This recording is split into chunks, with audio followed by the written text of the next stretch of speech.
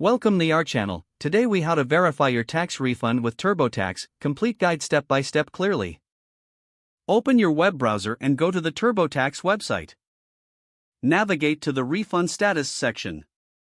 Click on the option that allows you to check your refund status. Enter your personal information accurately, including your social security number. Provide your filing status, whether it's single, married, or head of household. Input the exact amount of your expected refund. Make sure all information is correct before submitting.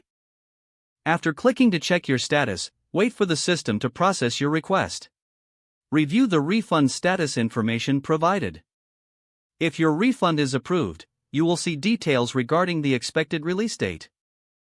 If your refund is still pending, the site will provide an update on the processing timeline.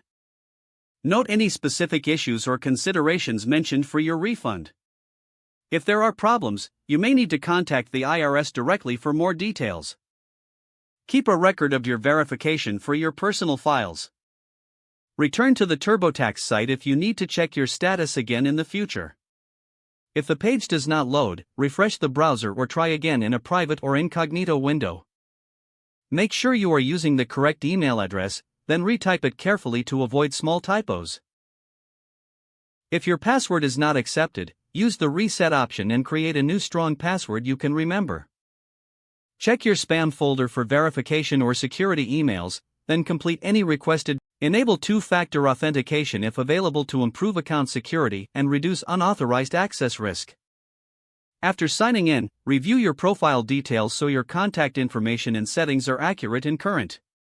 If you see an error message, note it down and try again after restarting your device and internet connection. Log out when you finish, especially on shared devices, to keep your account and payment information secure. If the page does not load, refresh the browser or try again in a private or incognito window. Make sure you are using the correct email address, then retype it carefully to avoid small typos.